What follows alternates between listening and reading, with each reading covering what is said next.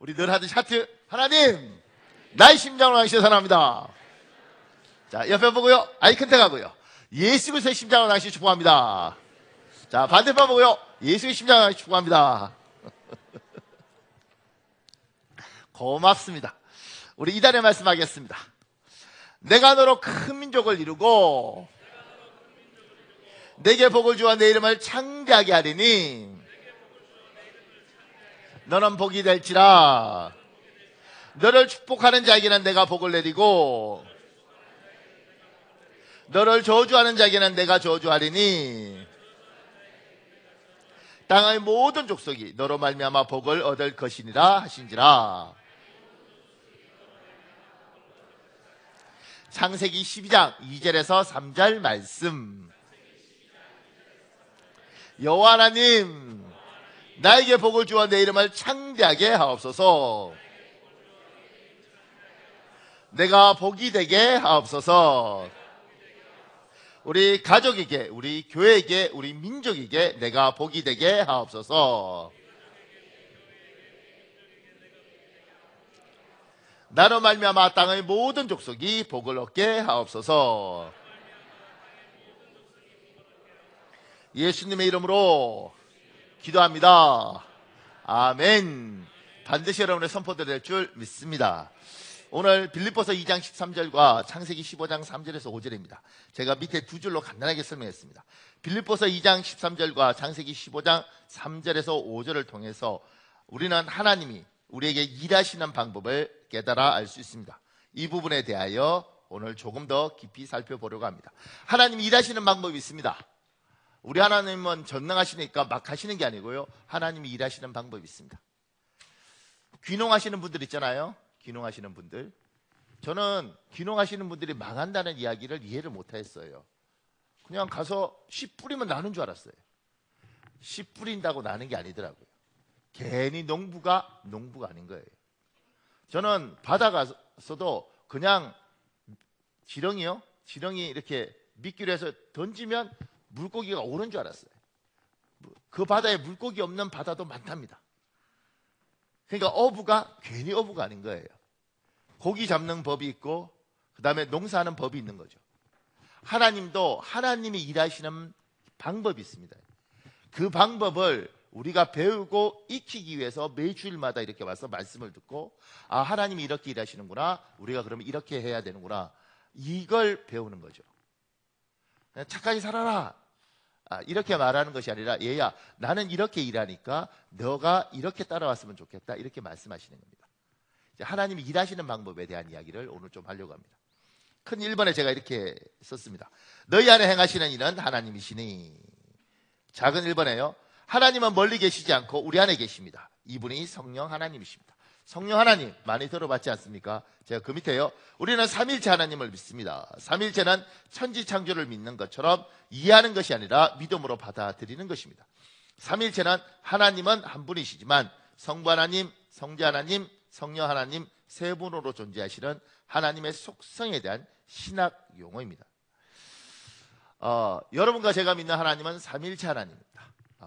하나님은 한 분이시지만 성부 하나님, 성자 하나님, 성령 하나님 세 분으로 존재하신다, 이렇게 배웁니다. 이걸 완벽하게 설명해 주겠다고 말하는 사람이 있는데 그건 100% 이단입니다. 100% 이단입니다. 이거는 이해하는 게 아니고요, 믿는 겁니다. 그냥 받아들이는 겁니다. 여러분과 저는 비행기가 하늘을 난다는 사실에 대해서 지금 여기에 누구도 정확하게 이해하고 비행기 타는 사람 없습니다. 이해하십니까? 한선희 교사님 이해하십니까? 눈빛이 나 이해하는데 이게요, 제 친구 중에 파일럿 있거든요. 그 친구가 그러더라고요. 저 새덩어리가 하늘을 나는 게 이해가 안 간대. 그러지 않겠습니까? 종이도 떨어지는 판국에 이게 하늘을 날아요. 뭐 기체역학 배우고 뭐 항공역학 배운다고 해서 이게 이해가는 게 아니고 그런 갑다 하는 거죠. 여러분과 저는 이해하지 않습니다. 그냥 믿는 거죠. 그런 갑다. 삼일체 하나님도 우리가 이해할 수 있는 우리의 머리를 넘어서기 때문에 우리는 그냥 믿고 받아들이는 것이지 이해할 수 있는 것이 아닙니다.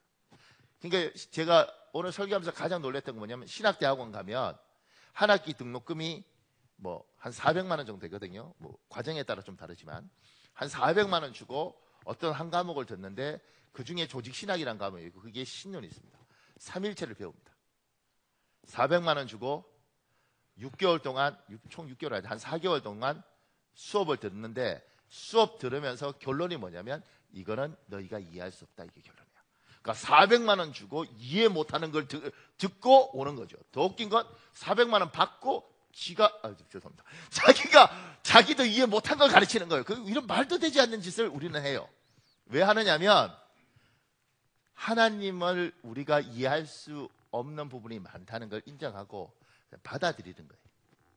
그러니까 이거는요, 신앙이 있으면 믿어지는 것이고 신앙이 없으면 안 믿어지는 겁니다.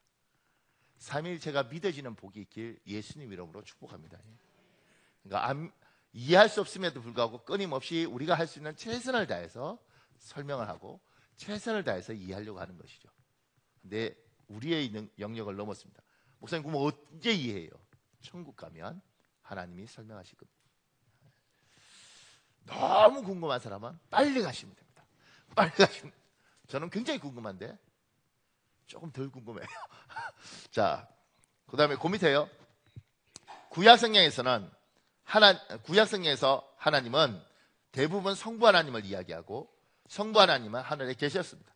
신약성경 복음서에서 하나님은 대부분 성자 예수님을 이야기하고 성자 예수님은 인간으로 우리 곁에 계셨습니다.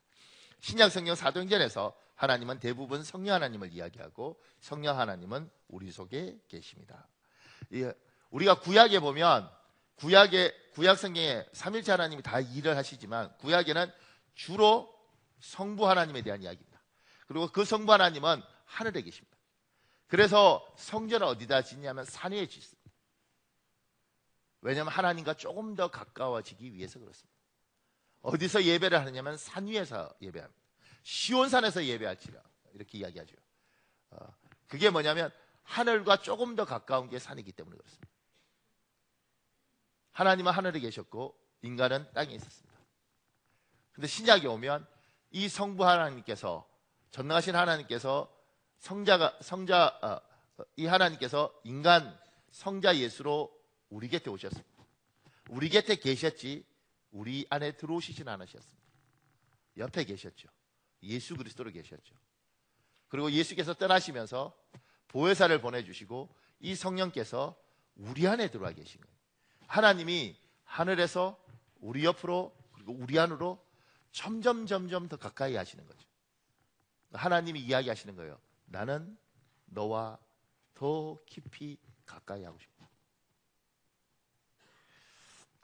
사도행전 12장 9절에 있습니다. 여러분 읽으십시오. 시작.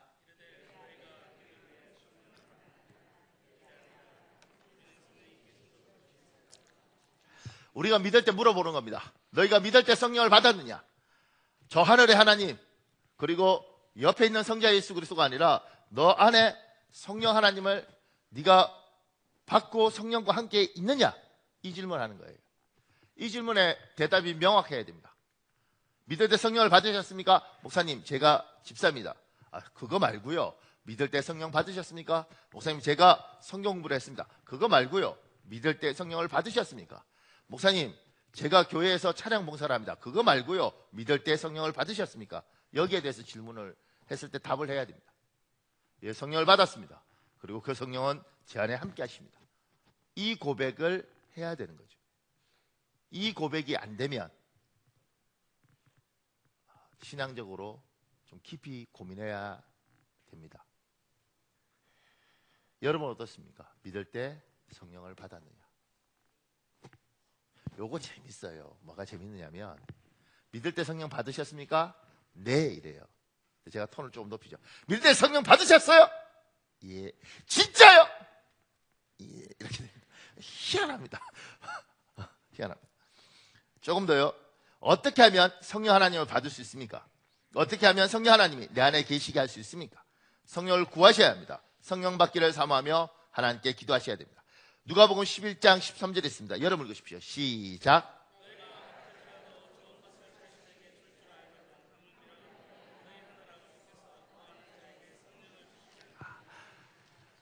주님 분명히 약속하셨습니다. 구하는 자에게 성령을 주십니다. 성령을 구하시면 성령을 받습니다. 우리 사도행전 2장 38절이 있습니다. 여러분 읽으십시오. 사도행전 2장 38절 시작.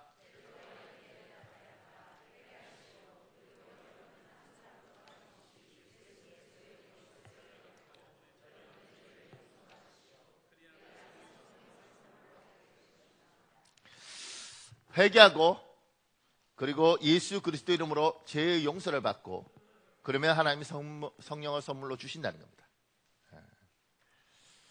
아주 간단합니다. 성령을 구하는 겁니다. 죄를 회개하는 겁니다. 예수 그리스도를 믿겠다고 이야기하는 겁니다. 제가 그 밑에 이렇게 적었습니다. 성령 받기를 위하여 어떻게 기도해야 될까요? 우리 신앙의 선배들은 성령 하나님을 영접하기 위하여 기도문을 만들어 놓았습니다. 마음을 담아 기도하면 하나님이 성령을 우리에게 주십니다.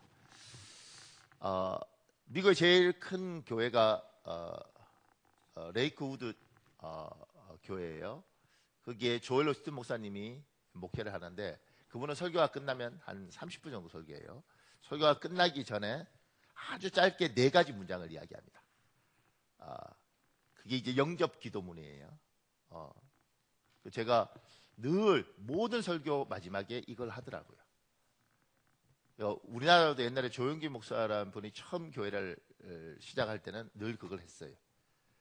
그리고 이제 어느 날 우리는 잘 안 하죠. 왜냐하면 그분들은 전도 집회적 개념이 있어서 하는 것이고 우리는 다 믿는 사람들이 모여서 안 하는데 한 번씩 점검할 필요가 있습니다. 조르스 목사는 간단합니다. 문장이 4개밖에 안 돼요. 아주 짧아요. 사람들한테 따라하라 그러는 거죠. 그게 뭐냐면 Lord Jesus, 주 예수여. 두 번째 문장이 I repent of my sin, 내 죄를 회개합니다. Come into my heart, 내 마음에 들어오십시오. I'll make you my Lord and Savior, 당신을 나의 하나님, 나의 구세주로 받아들입니다. 이렇게 4가지 이야기하면 이렇게 말해요. 당신은 구원받았습니다. 참고로 늘 아는 게 아니고 오늘 여러분 때문에 밤새 외웠어. 잘난 체 하려고. 그러니까 아주 간단하죠. 그러면 우리가 이런 질문을 할 수 있습니다. 그럼 정말 성령이 오십니까? 하나님이 구하라 그러셨으니, 회개하라 그러셨으니 우리는 우리 할 일을 하는 겁니다. 그러면 저분 할 일을 하시는 겁니다. 굉장히 간단한 겁니다. 나는 내 할 일을 하고 마음으로, 저분은 저분 할 일을 하는 겁니다. 나는 내 할 일을 했는데 저분 할 일을 안 했으면 그 다음에 내 책임은 없는 겁니다. 이 부분에서 명확하셔야 돼요. 그래서 요 영적 기도문이 있습니다. 이걸 우리 다 같이 읽어볼 텐데요. 여러분 하기 싫은 사람은 안 해도 됩니다. 이거는 강제로 하는 게 아니라 여러분 스스로 의지를 가지고 해야 되는 겁니다. 그런데 하면 놀라운 일이 있을지도 모릅니다. 안 하면 평생 후회할지도 모릅니다. 이걸 은근 협박이라고. 요거 같이 읽기 전에 제가 잠깐만 여러분에서 기도할게요. 제가 잠깐만 기도하겠습니다. 전능하신 성령 하나님, 오늘 시간에 우리가 함께 이렇게 영적 기도문을 읽으려고 합니다. 누군가에게 이 기도를 받으시고 성령님, 저들 마음 안에 들어가셔서 저들의 하나님이 되시고 영원히 천국 가는 그날까지 저 안에 거하시고 저희 손을 잡으시고 저희 주인이 되어 주옵소서. 오늘 성령께서 강력하게 역사하시고 이 시간에 천국과 천사들은 나사렛 주 예수 그리스도 이름으로 명하노니 조롱을 쫓고 악한 것들을 쫓고 저들의 마음을 정결케 하여 주 예수 그리스도를 영접하는 복된 길을 열지어다. 아버지 하나님 도와 주시옵소서. 오늘 함께 읽는 가운데 성령님 비둘기처럼 우리 머리 위에 우리 심령 위에 임하여 주옵소서. 예수님 이름으로 기도합니다. 우리 같이 읽을까요? 시작. 저는 이전에 하나님을 알지 못하고 하나님 없이 살았지만 이제 하나님 앞에 나아갑니다. 제가 부족한 사람임을 고백합니다. 저의 부족으로 인해 때로는 사람들에게 상처를 주고 원치 않는 죄를 짓기도 했습니다. 이 시간에 제가 제 이름을 고백합니다. 하나님, 저의 지난날 죄와 허물을 용서해 주십시오. 예수님께서 저를 사랑하셔서 죄의 죄를 대신하여 십자가에 돌아가신 것을 믿고 예수님만 의지합니다. 주 예수님, 이제는 제 욕심대로 제 뜻대로 살지 않고 당신의 뜻에 맞추어 순종하며 살겠습니다. 제 삶이 다할 때까지 저를 인도하시고 동행해 주십시오. 그리고 보혜사 성령님, 제 마음에 들어오셔서 영원히 저와 함께하여 주십시오. 예수 그리스도의 이름으로 기도합니다. 아멘. 할렐루야. 축하합니다. 혹여 오늘 이 자리에 누군가에게 하나님의 성령이 임한 줄 믿고 우리 박수 한번 칠까요? 굉장히 쑥스럽죠. 누군가는 이 시간에 하나님을 만납니다.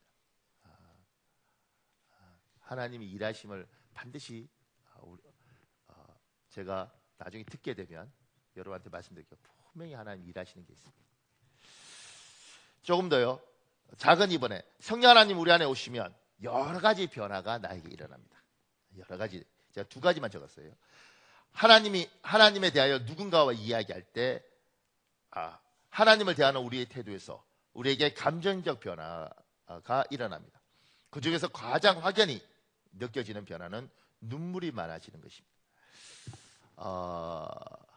이런 거 있더라고요. 옛날에는 기도를 많이 했어요. 그래서 목이 쉬잖아요. 안녕하세요. 아유, 기도 많이 하셔서 목 쉬셨네요. 이랬어요. 요새는 기도하다가 목 쉰 사람을 보기 어려우니까 그러면 아유, 비염이세요. 이래. 예. 그리고 옛날에는 은혜가 많으면 눈물도 많았어요. 제가 신학생 때 너무 피곤하고 이럴 때 밤 늦게 집에 오면 제 아내가 이제 밥을 차려요. 그러면 저녁을 한 10시 넘어서 먹는 거예요. 먹다가 막 우는 거예요.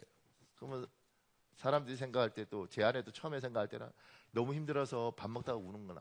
근데 막 왜 우세요? 하나님 은혜가 너무 좋아서 고마워서 막 이렇게 물어. 그런 기억 있습니까? 월급 봉투 받고 제가 총각 때는 11조를 한 게 있고 10에 2조를 했거든요. 근데 10에 2조를 떼고 그 차 안에서 10에 2조를 떼고 막 울어요. 믿음 없으면 돈 아까워서 그게 아니고 막 울어. 돈 많은 사람도 헌금 안 하는데 내가 이 과외하고 학원에서 벌고 내 등록금 다 하고 그래도 내가 이 중에서 10의 2조를 이렇게 하나님 앞에 헌금할 수 있다고 막 울어. 감사해서 좋아서 행복해서 막 울어요. 근데 요새는 이런 은혜가 떨어지니까 막 울면 뭐래요? 갱년기야? 베개도 다 젖지. 갱년기네. 호르몬의 문제가 있네. 뭐 이렇게. 그러니까 은혜가 떨어지면 은혜에 있던 시절을 생각을 못해요. 와서 성령이 우리 안에 오시잖아요. 그러니까 참 우리가 연약하니까 성령께서 내한테 임하는 줄 잘 몰라요. 그래서 왔어요. 근데 희한한 건 은혜가 임하면 운전하다가 막 울어. 왜 울어?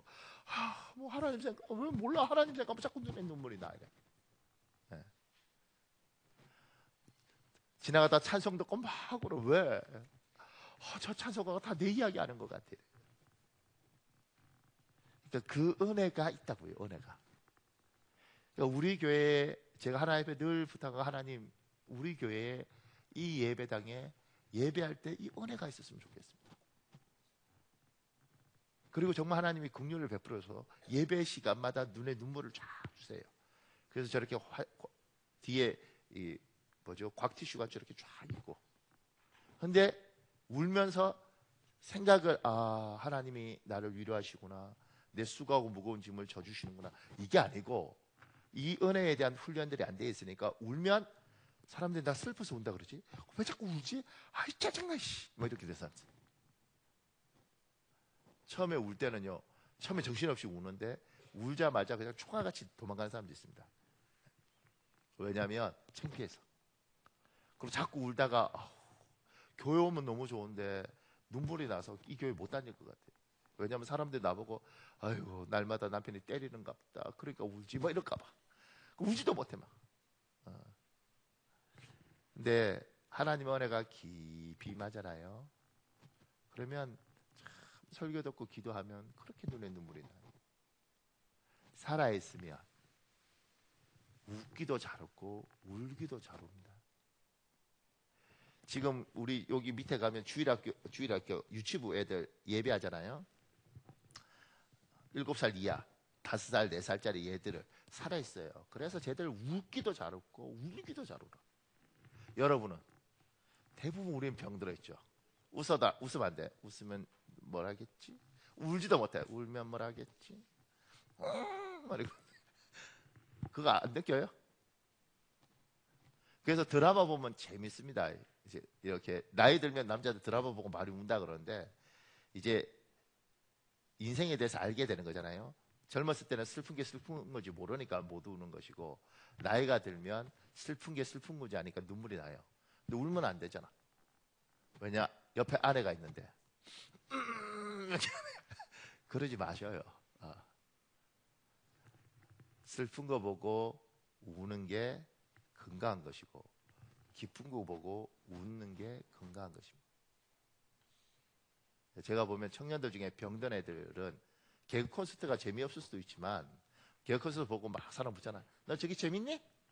하나도 안 재밌다 야. 걔가 병든 거야. 바보처럼 웃는 애는 바보같이 웃는 게 아니고 그냥 건강하면 웃을 때 그냥 웃는 거예요. 여러분이 어떤 부분에서 감정적으로 웃을 때 웃고 기뻐할 때 기뻐하면 굉장히 건강한 겁니다. 하나님 앞에 오면 눈물이 있습니다. 근데 그 눈물이 슬퍼서 우는 눈물보다 고마워요. 감사해요.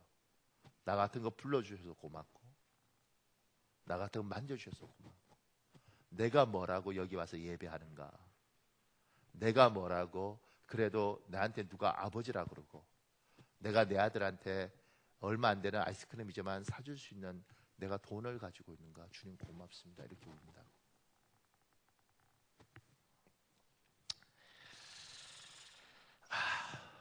그래서 은혜가 오면 가장 많이 하는 게 우는 겁니다. 창피하게 생각하지 마십시오. 그리고 속지 마십시오. 슬프다고.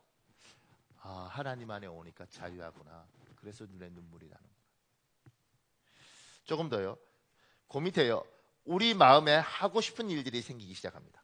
마음에 소원이 생기는 것입니다. 빌립보서 2장 13절 여러분 읽으십시오. 시작.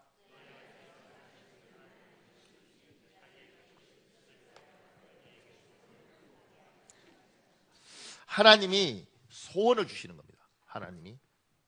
그러니까 성령께서 오셔서 우리에게 뭘 하냐면 소원을 줘요. 비전을 주는 거예요. 꿈을 주시는 겁니다. 이게 하나님이 오시면 하나님이 하는 작업이에요. 하나님의 일하시는 방법이 있다고 그랬잖아요. 성령께서 오셔서 우리에게 소망을 주셔요. 뭘 하고 싶은 걸 주셔요. 그래서 병들면 아무것도 하고 싶지 않습니다. 은혜가 있으면 하고 싶은 일들이 생겨요. 이게 하나님이 하시는 겁니다. 근데 이제 우리가 착각하는 게 하나님 오시면 그냥 밑도 끝도 없이 그냥 하고 싶은 일을 주시는가? 그렇지 않습니다. 지금 아브라함한테 하나님이 뭘 이야기하시냐면 아브라함 부르시잖아요. 그리고 별 보여주시잖아요. 너 자식 없지? 너 하나도 없지? 너 자식 저만큼 낸다? 보여주시고 마음의 소망을 품게 하시는 거예요. 제가 여기 작은 1번에요. 빌립보서 2장 13절에 하나님은 우리 마음에 소원을 두신다고 했습니다. 어떻게 하나님은 우리 마음에 소원이 생기도록 하실까요? 그 밑에요. 하나님 우리에게 두 눈을 주셨습니다. 그리고 보여주십니다. 사람은 볼 때 소원이 생깁니다. 하나님이 보여주시는 복된 것들이 눈에 보이고 우리 마음의 소원으로 자리 잡아야 합니다. 그래서 영적 소경이 되면 안 됩니다. 보이는 겁니다. 보는데 저게 좋아 보이고 저걸 하고 싶어요. 근데 그걸 하나님이 보게 하시고 그 소망을 우리에게 심어주시는 거예요. 지금부터 한 20년 전에 시리아에 여행 갔던 제 후배가 있어요. 그러면서 이 이야기를 하더라고요. 시리아에 제가 이스라엘 있을 때 걔가 시리아 갔다 왔는데 원래 이스라엘 있으면 그 주위의 중동으로는 여행 못하도록 돼 있거든요. 왜냐하면 이스라엘에 머물고 저희 같이 키부츠에 살던 애들이 가면 거부한다고. 근데 얘는 재주가 좋아서 하여튼 시리아를 갔다 왔어요. 근데 갔다가 와서 뭐라고 이야기하냐면 형님 정말 더럽습니다. 시리아가 너무 더럽고 그리고 깨끗한 거라는 건 찾아볼 수가 없다는 거예요. 그래서 얘가 무슨 말 하냐면 맥도날드 같은 거라도 하나 있으면 아, 이게 깨끗한 거구나, 이런 개념이 생길 텐데 깨끗한 것에 대한 개념 자체가 없는 것 같습니다. 너무 힘들었대. 사람은요, 본 게 없으면 뭘 해야 될지 잘 몰라요. 그래서 우리 목사들은요, 저희들은 어렸을 때부터 사역을 시작하잖아요. 그러면 우리는 옷을 항상 늙게 입어요. 늙은 사람 옷을 입어요. 그래서 목사들이 또래에 비해서 나이가 많이 들어 보입니다. 왠지 아세요? 30대 안수 집사님, 장로님들을 상대해야 돼요. 자꾸 상대하니까 이분이 좋아 보여. 그래서 이분이 입는 옷을 따라 입어요. 그러니까 35살쯤 되면 이 40대 중반의 옷을 입어요. 왜냐면 좋아 보여, 형들이. 저도 몰랐습니다. 근데 이제 제 후배 목사가 너무 젊게 입더라고. 내가, 너는 왜 이렇게 젊어? 그러니까, 형님, 자꾸 그 어른들하고 노시니까 그러죠. 나는 청년하고 놉니다. 좋아 보인대. 그래서 청년 입는 것처럼 입으니까 젊어지는 거예요. 사람은 이게 뭘 보느냐에 따라서 그 영향을 받잖아요. 근데 하나님이 보게 하시고 하나님이 심어주시는 거예요, 우리에게. 그러니까 주님이 여러분에게 뭔가를 보게 하셨습니다. 아브라함에게는 묵별을 보고 소망을 성령께서 주신 것처럼 여러분에게 보게 하신 게 있습니다.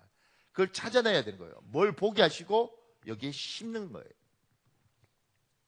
보세요, 밑에 제가 성경을 읽을 때, 성경 공부를 할 때 성경 속에 있는 인물의 이야기, 믿음의 인물들의 삶과 이야기가 나의 손으로 마음속에 자리 잡아야 됩니다. 성경 읽을 때 그냥 읽고 마는 사람이 있습니다. 아이고, 뭐 사드락과 메삭과 아벳노가 이렇게 살았네. 그 다음에 그 히스기야 왕이 뭐 생명이 이렇게 한 15년 연장됐네, 이렇게 보고 넘어가요, 그죠? 근데 제 같은 경우에는 그러더라고요. 히스기야 왕한테 사내드립이 랍사기가 편지하잖아요. 근데 그걸 딱 들고, 자기는 이길 힘이 없으니까 이걸 들고 히스기야 성전에 갑니다. 그리고 하나님 앞에 그 편지를 딱 올려놓습니다. 그리고 이야기하죠. 주님, 보십시오. 저들이 하는 말을 보십시오. 이렇게. 그냥 그런갑다 이렇게 넘어갈 수 있잖아요. 근데 저는 그게 보고 제 마음에 이렇게 들어오더라고요. 이렇게. 그리고 설교 원고를 이렇게 다 만들면, 하나님 보시옵소서. 제가 할 수 있는 게 이게 다인데 이거 갖고 어떻게 은혜를 주겠습니까? 하나님이 은혜를 주십시오. 이렇게 하게 돼요. 봤는데, 보고 넘어가는 사람 많잖아요, 그죠?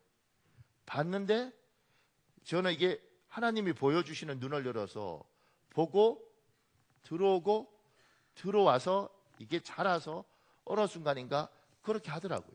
내가 할 수 있는 거 이게 다인데 하나님이 해주셔야죠. 히스기야 성경을 읽으면서 히스기야 왕의 그것이 저한테 이렇게 들어왔어요.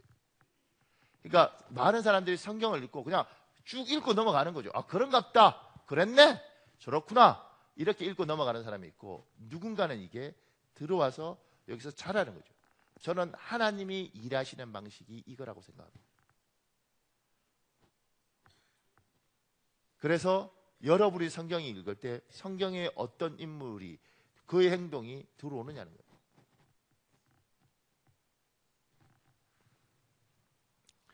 그 밑에요. 내 주변에 살고 있는 복된 믿음의 사람들의 삶과 이야기가 나의 소원으로 마음속에 자리 잡아야 합니다. 보세요. 한비아 씨가 쓴 글 중에 이런 내용이 있습니다. 그 무렵 나는 짐바브웨에서 무엇을 어떻게 하면 좋을까 하는 문제와 함께 어떻게 40대를 마무리하고 다가오는 50대를 준비해야 할지를 놓고 매일 기도하고 있었다. 50대에도 재난 현장에 일하고 싶다는 나의 소망이 하나님도 원하시는 바인지 확실히 알고 싶었다. 그러면서도 기도가 부족해서 내가 다 정해놓고 하나님 뜻대로 하세요 하든지, 하나님 왜 날 이렇게 잘못된 길로 인도하셨나요 하며 원망을 퍼붓지는 않을지 걱정되었다. 그래서 그해 첫날부터 제가 무엇을 하오리까 라고 기도 제목을 정해놓고 아침마다 하나님 말씀에 귀를 기울였지만 목소리가 들리지 않아 답답하고 안타까워하고 있었다. 매일 2시간씩 기도도 열심히 하고 성경도 꼬박꼬박 읽는데 하나님은 왜 속 시원하게 말씀해 주시지 않는 걸까? 왜 이렇게 애를 태우며 뜸을 들이시는 걸까? 이제 그만 말해주시면 안 되나? 어느덧 4개월간의 파견 근무가 끝나고 짐바브웨에서의 마지막 주일 예배 시간이 왔다. 평소 같으면 강단을 종횡무진 뛰어다니며 할렐루야를 외치고 과장된 몸짓과 목소리로 한껏 예배 분위기를 고양해야 할 목사님이 이상하게도 그날따라 조용했다.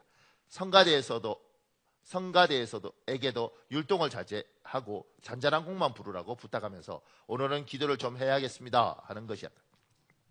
목사님의 이런 진지한 모습은 낯설었지만 요란하게 설교할 때보다 훨씬 카리스마 넘치고 있었다.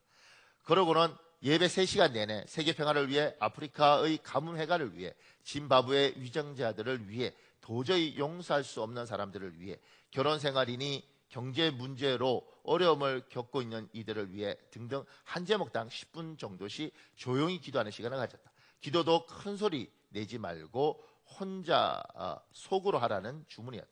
그러길 한 2시간쯤 했을까. 목사님이 느닷없이 다음은 앞으로 10년을 계획하고 있는 사람들을 위해 기도하자고 했다. 깜짝 놀랐다. 바로 지난 1년 동안 매일 아침 강구했던 내 기도 제목이 아닌가. 더욱 놀라운 건 그 다음 말이었다. 영어나 짐바브웨 현지어가 모국어가 아닌 사람은 속 시원하게 자기 모국어로 기도하십시오. 목사님이 나를 염두에 두고 이 말을 했을 리는 없었다. 내가 유일한 외국인이긴 했지만 예배 시작 시간에 딱 맞추어 갔다가 끝나면 제일 먼저 나갔기 때문에 목사님은 내 존재 자체도 알 리가 없었다. 혹 다른 사람들이 말해줘서 알고 있다고 해도 그날은 불도 켜 있지 않은 캄캄한 2층 구석에 박혀 있었기 때문에 무대에서 내가 보일 리가 없었다. 놀란 마음을 진정시키며 평소처럼 내가 무슨 일을 하길 바라시는지 알고 싶다며 간절히 기도하고 있는데 아무 이유 없이 굵은 눈물 방울이 뺨으로 뚝 떨어졌다. 그 순간 가슴이 불덩이처럼 뜨거워지면서 어떤 목소리가 또렷하게 들렸다. 가서 그들의 눈물을 닦아 주어라. 드디어 마침내 침묵하시던 하나님이 내게 말씀해 주셨구나. 놀랍기도 하고 벅차기도 하고 황송하기도 했다. 하나님이 원하시는 건 바로 이것이었구나. 가서 그들의 눈물을 닦아주는 것이 내가 지금 짐바브웨에서 할 일이고 앞으로 10년간 해야 할 일인 것이다. 앞으로 어디에 가서 누구의 눈물을 닦아주라시는 건지는 잘 모르겠지만 지금 여기서 할 일은 분명하다. 끼니를 굶고 학교에 가는 자식을 보며 마음속으로 흘리는 엄마의 눈물을 닦아주는 일, 에이즈로 죽어간 20살 엄마처럼 병들어 오갈 데 없는 사람이 생애 마지막 음식을 먹으며 흘리는 눈물을 닦아주는 일, 그리고 엄마를 잃고 혼자 남은 2살짜리 어린 딸의 눈물을 닦아주는 일이다. 벅찬 가슴으로 나는 하나님께 대답했다. 하나님 감사합니다. 이 말씀 순종하겠습니다. 한비아 씨가 예배 시간에 이렇게 하나님 응답을 받잖아요, 그죠? 이렇게 기도하면서 이런 것들이 제 같은 경우에는 제가 전도사로 있을 때 서울교회에서 전도사 생활을 했거든요. 근데 안산에 어떤 집사님이 서울로 이사를 왔어요. 그리고 교인이 되었고 그분이 이제 제 있던 부서의 교사였는데 같이 이야기하는데 그러는 거예요. 목사님, 제가 안산에 있을 때 그 교회가 한 몇천 명이 되거든요. 근데 주일날 예배 때마다 목사님이 다 설교를 하면 일주일 동안 자기 어떤 삶하고 이렇게 딱 맞대. 근데 어쩌다 한 번에 우연인데 매주 그러대. 한두 번도 아니고. 그 자기가 너무 신기하고 예배에 갈 때마다 오늘은 하나님 무슨 말씀을 하시려나. 그리고 내가 오늘 말씀을 받고 어떻게 살아야 되나 이렇게 생각을 했다는 거예요. 근데 제가 그 이야기를 이렇게 들으면서 마음에 그게 확 들어오더라고요. 내가 앞으로 설교를 하면 성경 공부를 잘 시키는 설교. 목사님 중에 그런 분들이 있거든요. 성경을 잘 푸시는 분들이 있습니다. 강의 설교처럼. 어떤 분은 성경 공부처럼 하는 분입니다. 근데 하나님, 제가 담임 목사가 되면 저는 주일날 설교를 하면 사람들이 생각할 때 논리적으로 약간 부족할 수도 있고 또 성경적으로 깊이가 좀 약할 수도 있어도 하나님, 성도들이 왔던 사람들이 저거 내 이야기인데? 지금 내가 고민하고 있는 건데 저번 주에 내가 이게 실수한 건데 하나님이 내한테 이렇게 이야기하시고 이렇게 방향을 잡으라고 그러시는 거구나. 그러면서 예배마다 하나님의 뜻을 깨닫고 하나님의 방향을 잡아서 예배마다 응답을 받는 예배가 됐으면 좋겠다. 이 소망이 있었어요. 그러니까 본 건데 그것이 제가 본 것이 아니고 하나님이 이렇게 저한테 심어줬다고 생각하는 거죠. 지금 여러분한테 이렇게 원고를 나눠주잖아요. 이렇게 원고 나눠주는 줘서 설교하는 교회가 대한민국에 몇 개나 있는지 잘 모르겠어요. 근데 제가 지금까지 살면서 제가 겪었던 어느 교회도 그러잖아요. 근데 딱 2군데가 그랬었는데, 제가 아주 청년 때 22살, 3살 때 저희 외숙모가 있는데 내려갔다가 전라도 순천에 그 목사님이 설교 시간에 침례교 목사님이었거든요. 대전 침신 출신. 근데 주보 뒤에다가 설교 본문을 이렇게 쳐놓으시는 거예요. 그리고 그걸 예배 시간에 그냥 읽어주시는 거예요. 이렇게. 근데 제가 이제 그분이 새벽 예배를 5시에 하시면 그 다음에 새벽 예배 마치시고 보통 6시부터 기도하시면 5시 반부터 하면 6시 반, 7시 반, 8시 반, 어떨 때 9시 반, 한 3시간, 4시간 기도하시거든요. 그런데 그렇게 기도하시는 분이 이제 그렇게 설교를 하시는 거예요. 그러니까 이제 그 재밌는 건 이분이 이제 그 당시에 컴퓨터를 잘 못하시니까 오자 탈자가 많아요. 교인들이 은혜 받는 것보다 탈자를 찾아내는데 목사님 같은 이렇게 가더라고. 예배 시간 내내. 근데 이제 그때 대전 침신의 총장님이 왜냐하면 대전 침신 출신의 침례교 목사는 그 순천에서 그 교회 하나밖에 없었어요. 근데 그분이 왔다가 너 참 목회 잘한다 이렇게 이야기하셨다는 거죠. 그 한 100명 정도밖에 안 되는 정도인데 제가 그때 그 이야기를 들으면서 이렇게 하는 것도 있구나. 그 청년이었다고요, 청년. 그리고 이거 뭐지? 이렇게 봤단 말이에요. 그리고 이제 미국 가서 공부할 때 동양선교교회라는 그때 강주민 목사라는 사람이 있었습니다. 지금은 이제 새생명 비전교회 이렇게 해서 얼마 전에 교회를 지었는데 그분 교회를 갔는데 워낙 유명하니까 이제 책도 많이 쓰고 간 거죠. 그래서 이제 한동안 이렇게 예배를 다녔어요. 다니는데 프린트물을 나눠주는 거예요, 설교를. 그리고 앞에 이렇게 우리나라 말, 뒤에 영어. 그리고 이제 그냥 이렇게 이런 식으로 돼 있는 게 구조만 이렇게 있어요. 그리고 빈칸이 있어요, 빈칸이. 그리고 이제 미국 애들이나 이런 애들은 이제 통역기 끼고 이제 우리말로 설교하시니까 저기 앉아 있는 거죠. 그러면 예배 시간에 전부 다 볼펜 꺼내서 빈칸 막 찾아서 막 적어. 제가 이건 또 뭐야 이렇게 그러면서 마음에 이게 오더라고요. 성도들이 주일날 은혜를 굉장히 많은 거 받는 것 같더라도 이 사람들은 100% 은혜 받은 것 중에 나가면서 사단이 뺏어가고 근심이 뺏어가고 그다음에 내 직장의 고민이 뺏어가서 말씀이 남지를 않는 거예요. 말씀이 남지를 않는 거예요. 그러니까 내가 나중에 설교하면 이렇게 원고를 만들어서 이렇게 해야겠다. 그게 들어온 거죠. 그리고 실제로 이렇게 해보면요, 굉장히 피곤합니다, 인생.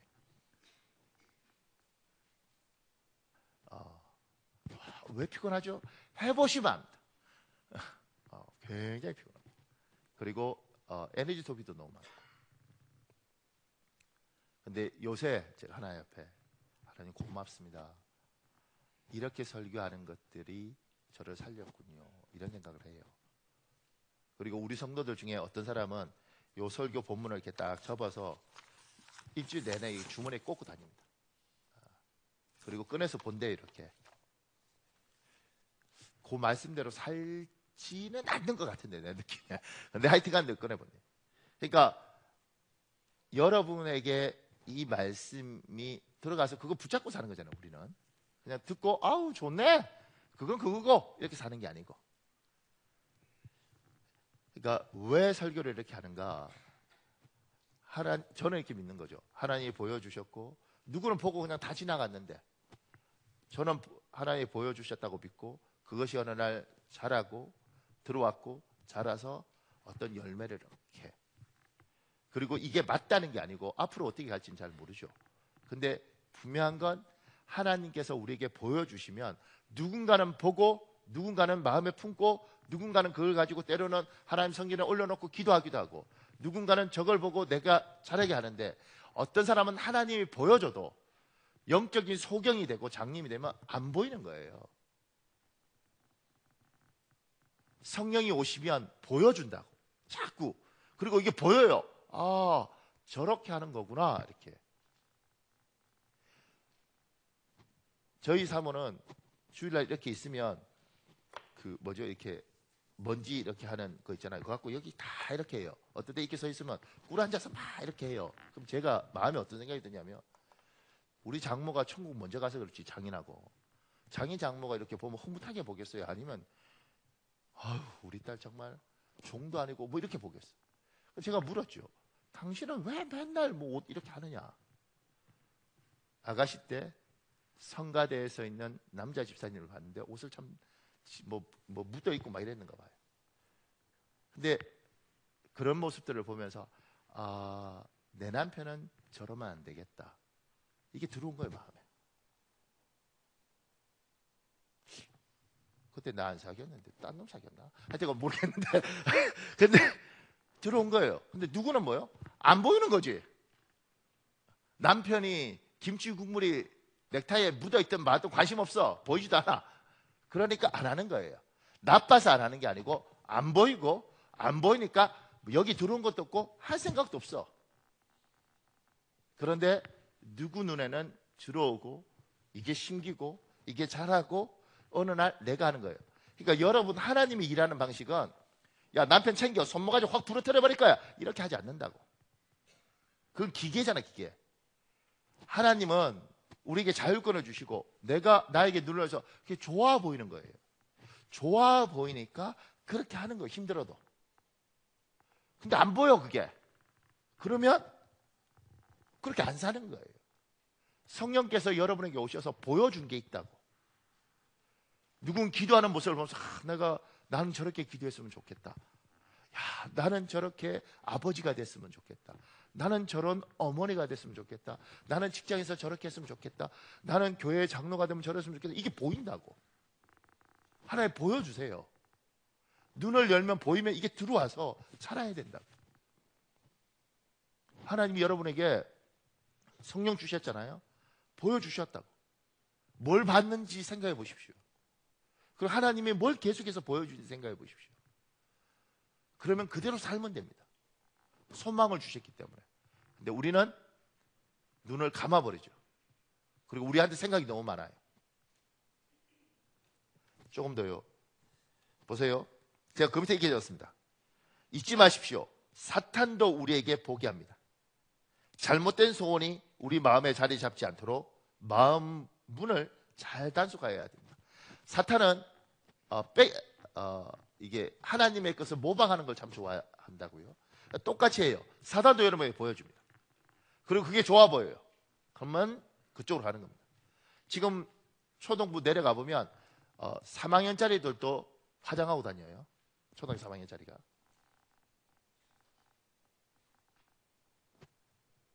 화장을 안 하면 옆에서 이렇게 말한답니다. 다른 애들이. 너는 너를 왜 소중하게 여기지 모르니? 자기를 갖고 와야 돼, 이런데.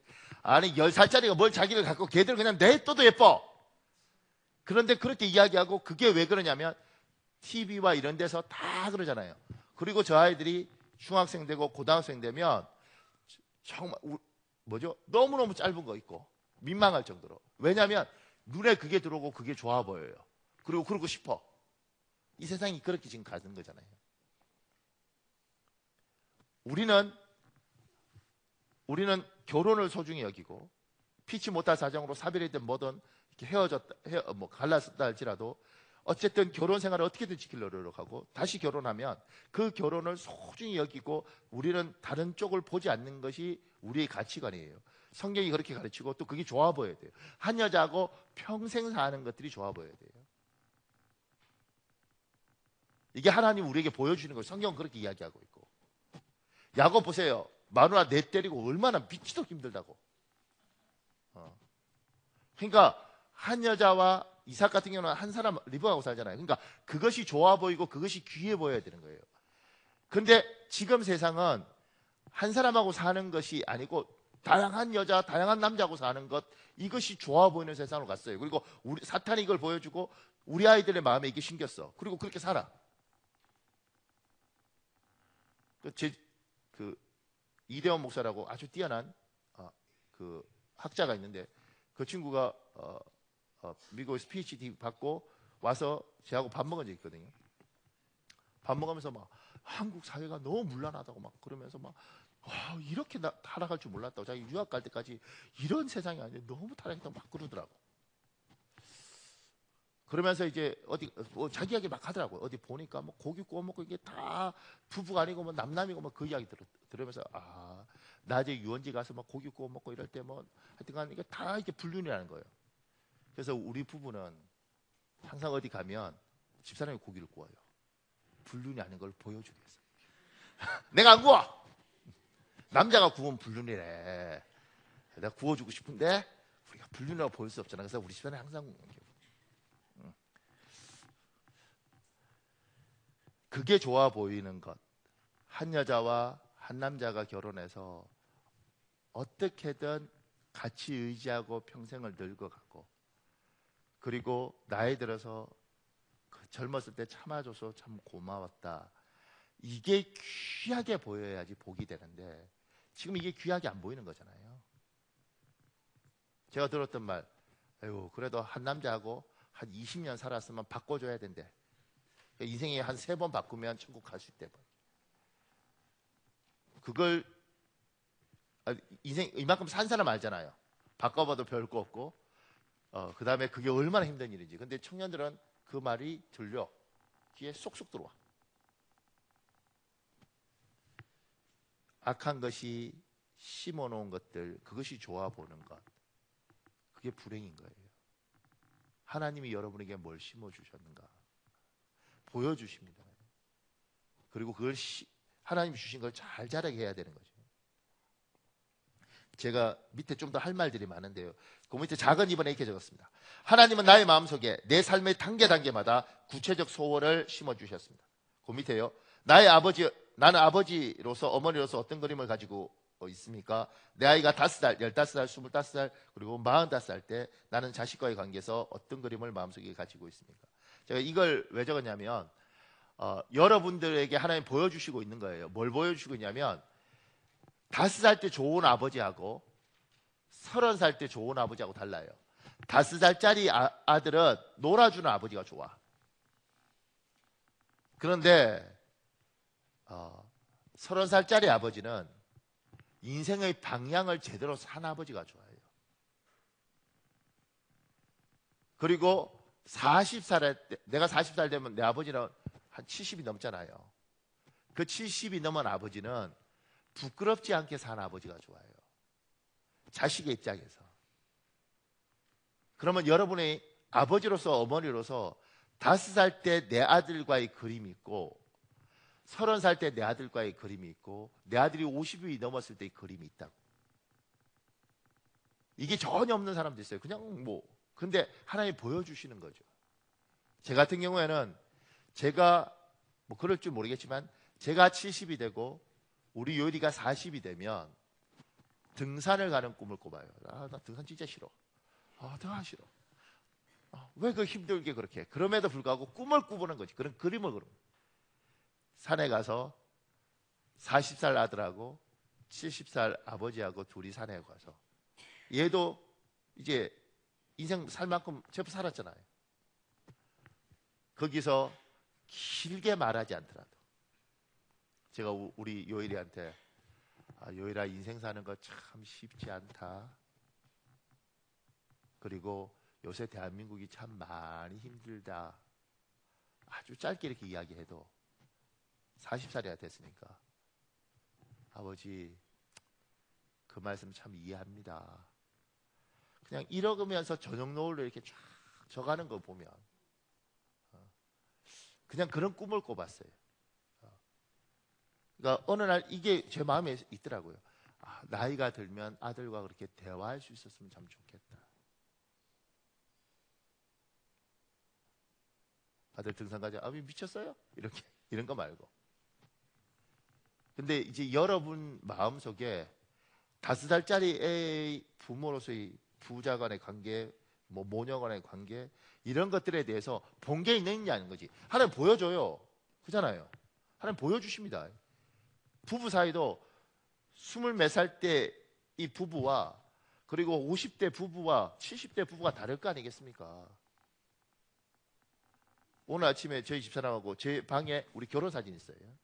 둘이 이렇게 모아 때문에 침대에 딱 앉았다가 28에 박현우, 26에 문명란.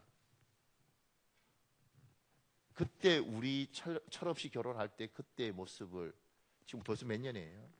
둘이 이야기하는 거죠. 이때 우리 모습하고 지금하고. 그리고 나이가 70이 넘었을 때 우리 모습이 있을 거 아닙니까? 그림이 있을 거 아닙니까? 그러니까 여러분 머릿속에 아무것도 없는 사람도 있어요. 하나님이 분명히 살면서 보여주고 계십니다. 봐야죠. 보여야죠. 그래야 복이 있습니다. 성령께서 보여줄 때 영적 소경이 아니라서 눈이 열려서 아 저거구나 저거. 아 저게 내가 70에 가야 될 길이구나. 하나님이 보여주시는구나. 소원을 성령께서 주시고 이게 자라가는 겁니다.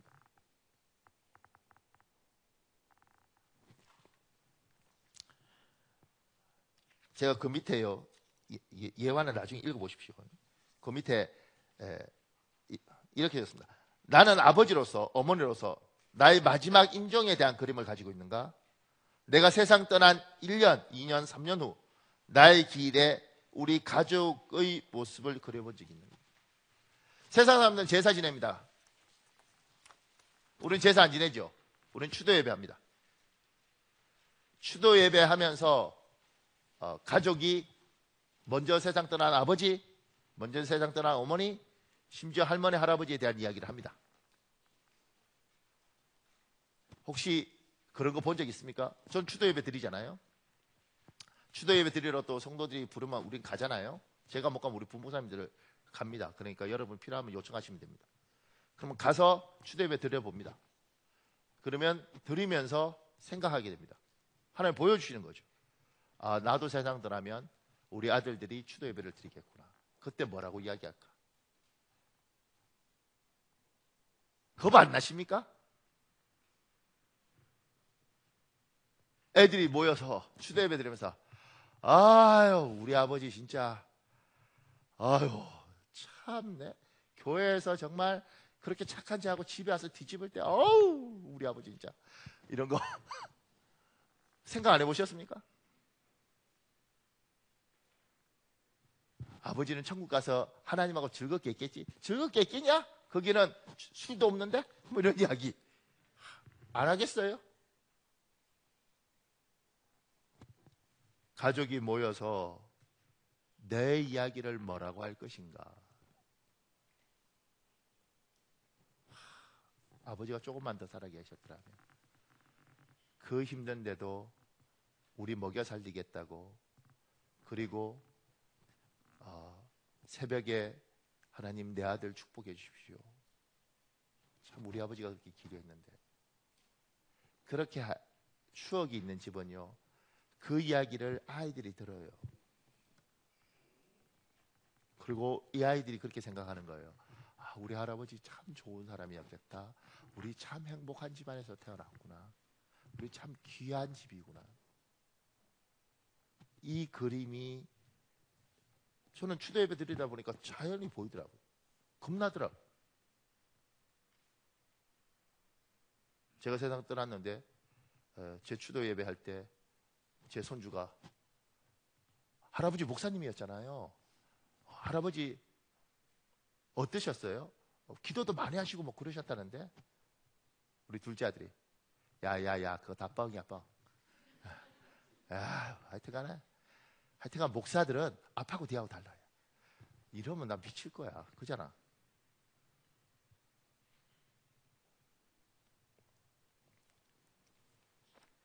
조금 더요. 그 밑에 제가 3번 얘기했습니다. 하나님은 나의 마음속에 내 삶의 영역, 교회, 직장, 이웃과의 관계 등등에 대해 구체적인 소원들을 심어주셨습니다. 교회에서 여러분은 여러분의 모습에 대한 그림이 있습니까?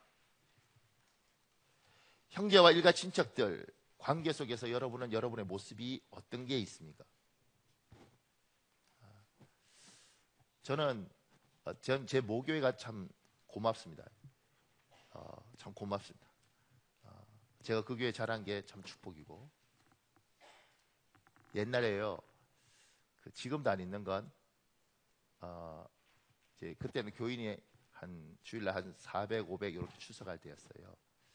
근데 그 교회 자체는 성도 전체적으로 가난한 교회였고, 교인들이 이렇게 있어도 목사님의 생각은 성도 평균적으로 자기 사례비를 받아야 된다고 생각을 했어요.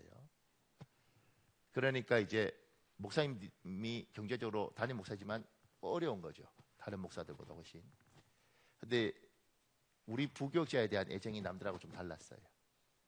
그래서 어떻게 했느냐면, 이제 그 부흥회를 다니셨거든요.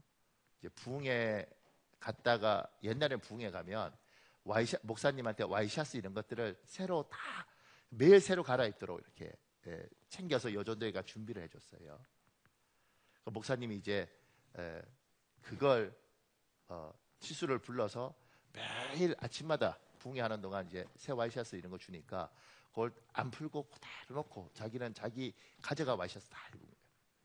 그리고 부흥회 갔다 오면 우리 사역자를 우리 방에 부르죠. 그리고 그 와이셔츠를 우리한테 나눠주는 거예요. 전에는 몰랐어요. 그때는 그 와이셔츠를 그냥 주는 거예요. 이렇게. 그러니까 철이 없으니까 주는 값다 이러고 그냥 받았죠. 그리고 나중에 제가 이제 담임 목사가 되고, 그때 그렇게 해서 우리 챙겨준 거구나. 고맙죠.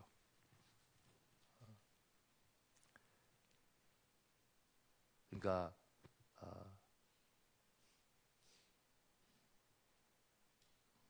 목회도요, 사람 쓰고 버리는 거 참 많습니다.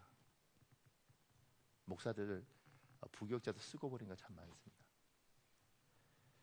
근데 이제 그런 교회에서 자라면 그게 부담이 돼요. 그리고 본 게 그거면 그렇게 하지 않을 때마다 괴로워요. 양심에 찔려서. 그러니까 봤잖아요. 제가 그런 거죠. 내가 담임 목사가 되면 나는 저렇게 했으면 좋겠다. 부흥회를 안 불러.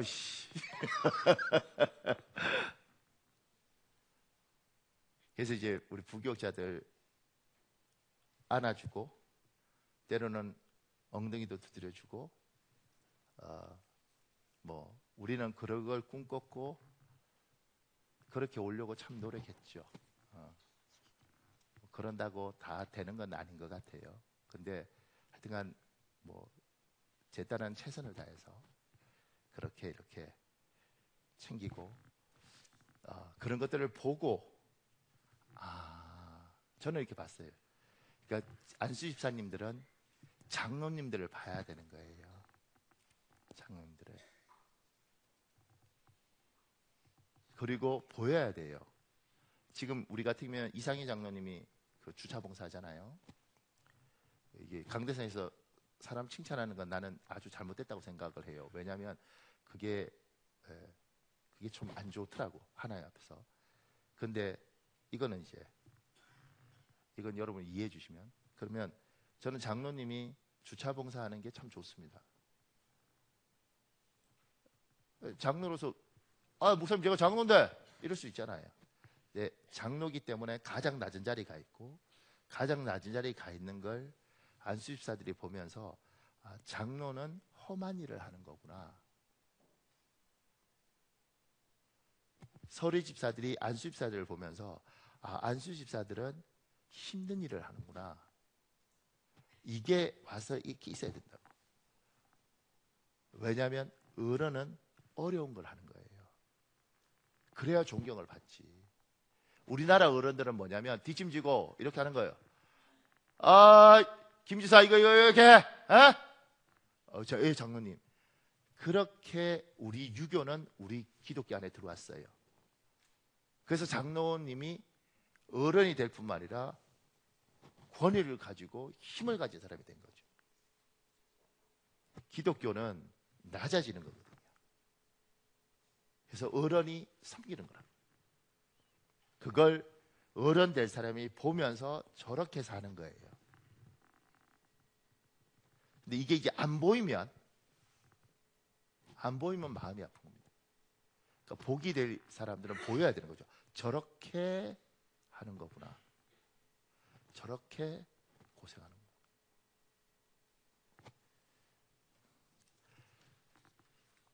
참고로 고맙습니다. 제 모교에는 옛날에 한 200명쯤 될 때예요.